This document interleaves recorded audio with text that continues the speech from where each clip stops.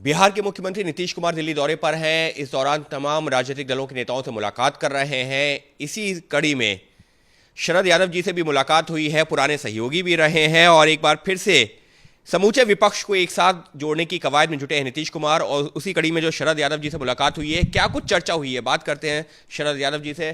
शरद जी, कल शाम को बिहार के मुख्यमंत्री नीतीश कुमार आपसे भी मुलाकात के लिए पहुंचे, किन बिंदुओं पर चर्चा हुई है? देश की जो हालत है उस पर हम लोगों ने चर्चा की ज़्यादा, और इसी क्रम में ये है कि अपोजिशन जो है वो वोट बंद होना चाहिए, और इसी मिशन पे वो आए हुए हैं। तो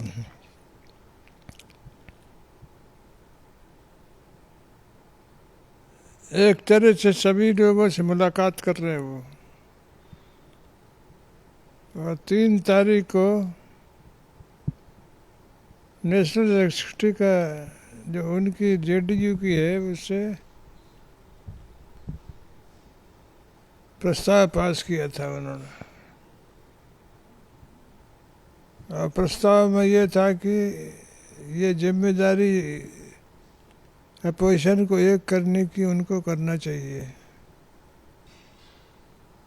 सभी लोगों से चर्चा चल रही है, और देश की जो हालत है उसमें ज़रूरी है कि विपक्ष एक हो जाए।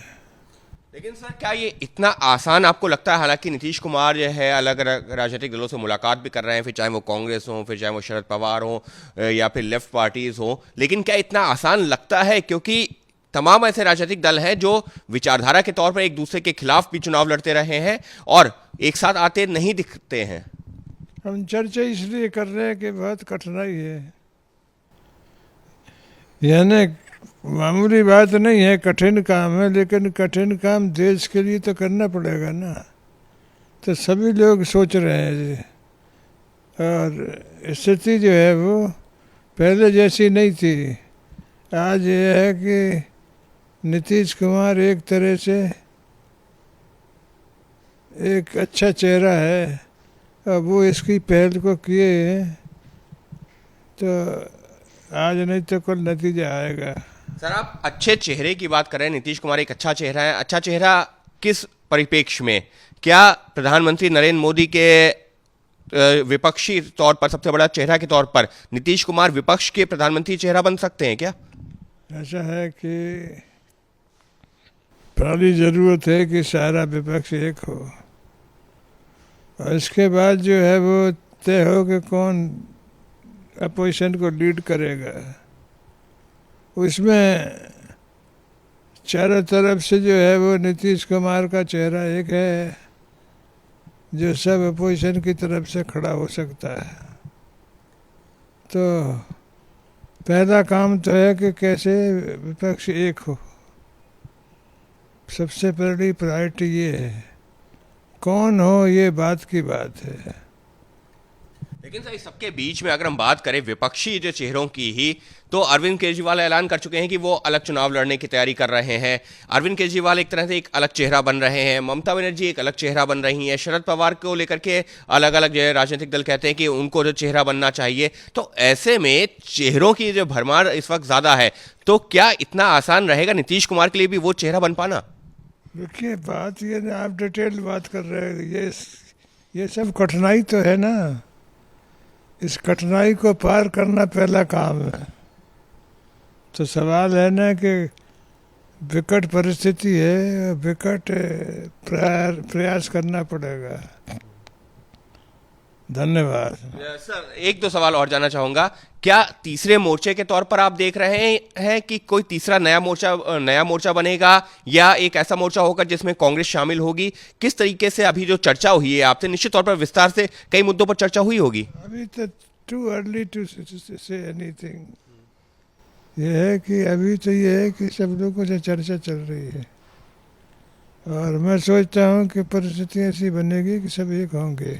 सब एक होंगे? आपको लगता है ऐसा मुमकिन हो पाएगा? हो जाएगा। और अगर नीतीश कुमार 2024 में जो है केंद्र की राजनीति में आते हैं तो फिर बिहार की जिम्मेदारी किसके पास? मैंने कहा कि पहले जरूरत है कि सब विपक्ष को इकट्ठा होना चाहिए, तो इसके बाद कौन चेहरा हो उसकी बात अलग है। तो सर इस कड़ी में आप भी जो है अलग अलग राजनीतिक दलों से संपर्क कर रहे हैं कि किस तरीके से संपर्क साधा जाए, और तमाम जो राजनीतिक दल हैं जिसमें जो है लालू जी भी हैं, आप भी हैं, आप तीनों तो पुराने सहयोगी भी रहे हैं, आप सभी लोग मिलकर के एक प्रयास कर रहे हैं कि तमाम विपक्षी पार्टियां एक साथ आएं। हाँ, फिर से दोहराइए। आप लालू जी, नीतीश जी सालों तक एक साथ भी रहे हैं, अब नीतीश जी जब इस पहल को आगे बढ़ा रहे हैं तो आप और लालू जी भी उनके साथ में खड़े हैं और उसी कड़ी में आगे बढ़ाने के लिए कि तमाम विपक्षी पार्टियां एक साथ आएं, आप भी पहल कर रहे हैं। हाँ, नहीं पहल है, हम लोगों के जो प्रयास है वो हम भी साथ प्रयास कर रहे हैं। तो नीतीश जी उसका जो हाथ में एजेंडा लिया हुआ है उसमें हम लोग भी सहायता कर रहे हैं। यानी साफ तौर पर शरद यादव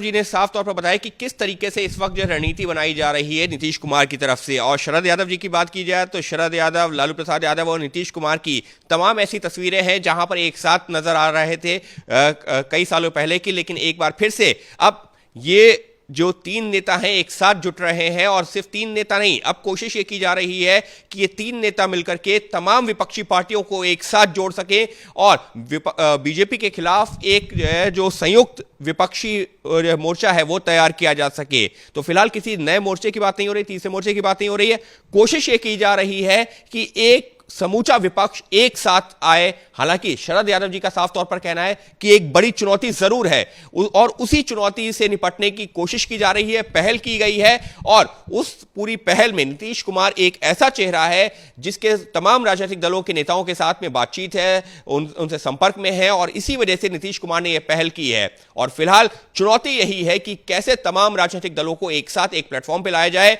और एक विपक्ष, एक साझा विपक्ष के तौर पर जो भी चेहरा होगा उसको बाद में सामने लाया जाएगा। Ankit Gupta, ABP news, Delhi.